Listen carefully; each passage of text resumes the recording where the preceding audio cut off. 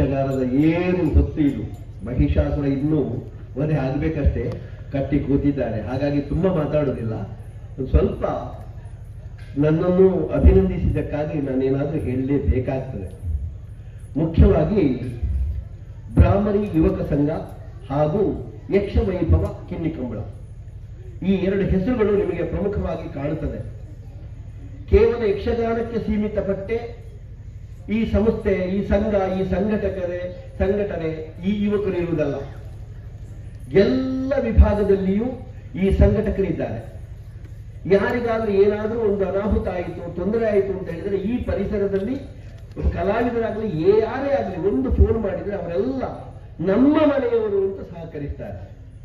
ಇನ್ನೊಂದು, ಯಕ್ಷಗಾನದವರ ಕ್ಯಾಂಪ್ ಎಲ್ಲೇ ಅದಿಲ್ಲ ಅಂತಾಗಲಿ 2-3 ದಿವಸದಲ್ಲೇ ಆಟ ಮಾಡಿಸ್ತಾರೆ ಅವರು. ಈ ಸಂಘಟನೆ ಕೇವಲ ಎಷ್ಟೋ ವರ್ಷದಿಂದ ಬುಕ್ ಮಾಡಿದ ಆಟಗಳನ್ನು ಮಾತ್ರ ಮಾಡಿಸುವುದಲ್ಲ.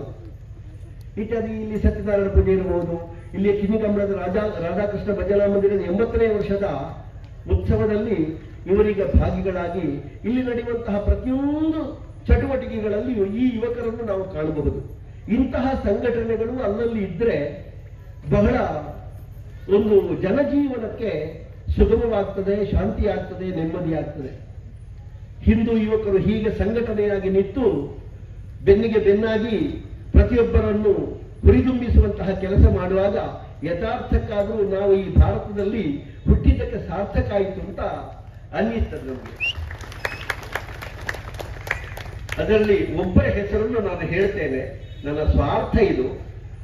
ಬಾಕಿದವರ ಹೆಸರನ್ನು ಹೇಳಲಿಲ್ಲ ಅಂತ ಯಾರು ಅನಿಸುವುದು ಬೇಡ.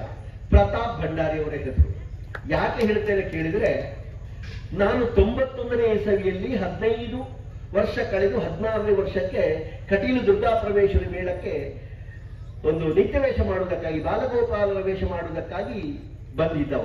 ಬಲಿಪ ಭಾಗವತರ ಸೆಟ್ಟು. ಆಗ ಮೇಳ ಇದ್ದದ್ದು 3, 2ನೇ ಮೇಳದಲ್ಲಿ ನಾನಿದ್ದೆ. ಆಗ ಈ ಹುಡುಗನಿಗೆ 9 ವರ್ಷ, 3ನೇ ಕ್ಲಾಸು. ಅಲ್ಲಿಂದ 33 ವರ್ಷದಿಂದ ನಮ್ಮ ಅಣ್ಣ ತಮ್ಮಂದಿರ ಒಂದು ಸಂಬಂಧ. ಅಷ್ಟು ನಿಕಟವರ್ತಿಯಾಗಿದ್ದೇವೆ ನಾವು. ಯಾವಾಗ ಫೋನ್ ಮಾಡಿದ್ರು, ಏನು ಮಾಡಿದ್ರು, ಈ ಊರಿನ ಒಂದು ಅನ್ನದ ರುಚಿ ಅಂತ ಹೇಳಿದ್ರೆ ನಾನು ಅವರನ್ನು ಮರೆಯುವುದಕ್ಕೆ ಸಾಧ್ಯ ಇಲ್ಲ. ಸ್ವಾರ್ಥಕ್ಕಾಗಿ ಒಂದು ಹೇಳಿದೆ, ಬಾಕಿದವರು ಬೇಸರ ಮಾಡಬೇಡಿ. ಇವತ್ತು ನನ್ನನ್ನು ಗುರುತಿಸಿದ್ದಾರೆ. 16 ವರ್ಷ ನಾನು ಕಟೀಲು ಮೇಳದಲ್ಲಿದ್ದೆ. ಪ್ರಬುದ್ಧನಾಗಿ ಬೆಳೆಯುವುದಕ್ಕೆ ನಮ್ಮ ಗುರುಗಳಾದಂತಹ ಕೋಳಿಯೂರು ರಾಮಚಂದ್ರ ರಾಯರು ನನಗೆ ವಿಶೇಷವಾದಂತಹ ಕೆಲವು ಯಕ್ಷಗಾನದ ಆಸಕ್ತಿಗಳನ್ನು ಮೂಡಿಸಿದವರು. ನಾಟ್ಯದಲ್ಲಿ ನಾನಷ್ಟು ಪ್ರೌಢನಲ್ಲದೇ ಇದ್ದರೂ ತಾಳಮದ್ದಳೆಯ ಅರ್ಥಗಾರಿಕೆಯನ್ನು ನನಗೆ ತೊಡಗಿಸಿದ್ವೆ ನಮ್ಮ ಗುರುಗಳು.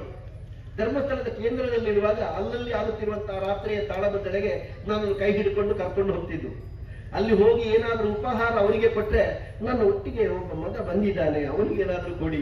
ಹೀಗೆ ಅಷ್ಟು ಕಾಳಜಿಯಿಂದ ಅವ್ರು ನೋಡಿಕೊಂಡು, ಮತ್ತೆ ತಿರುವಾಯ ನಾರಾಯಣ ಶೆಟ್ರು ಮೊನ್ನೆ ದಿವಂಗತರಾದರು.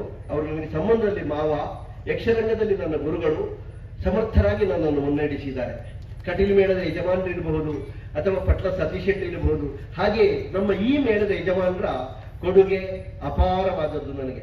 17 ವರ್ಷಗಳಿಂದ ಅದರ ಹೆಸರು ಮಾತ್ರ ಹೊಸನಗರ ಮತ್ತೆ ಎಡನೀರು, ಹೀಗೆ ಹನುಮಗಿರಿ ಅಂತ ನಿಮಗೆ ಕಾಣಬಹುದು, ಕೇಳಬಹುದು. ಆದರೆ ಯಜಮಾನರೊಬ್ಬರೇ. ಆ ಯಜಮಾನರ ಅತ್ಯಂತ ಪ್ರೀತಿ, ಆದರ, ಗೌರವ ನನ್ನನ್ನು ಇಷ್ಟು ಉನ್ನತವಾದಂತಹ ಮಟ್ಟಕ್ಕೆ ಏರಿಸಿದೆ ಎನ್ನುವುದರಲ್ಲಿ ಸಂದೇಹ ಇಲ್ಲ. ಇನ್ನು ನಾನು ರಕ್ತಬೀಜನ ಪಾತ್ರವನ್ನು ಮಾಡೋದಕ್ಕಿದೆ, ಬಾಕಿದ್ದದನ್ನು ಅಲ್ಲಿ ಮಾತಾಡ್ತೇನೆ. ಕೆಲಸ ಸ್ವಲ್ಪ ಕಡಿಮೆ ಆದರೆ ಇವತ್ತು ಕ್ಷಮಿಸಿ, ಯಾಕಂದ್ರೆ ನನಗೆ ಕಾಲು ನೋವು. ಇಷ್ಟನ್ನು ಹೇಳುತ್ತಾ ನನ್ನ ನುಡಿಗಳನ್ನು ದೇವರಿಗೆ ಅರ್ಪಿಸ್ತೇನೆ. ಯಕ್ಷಗಾನ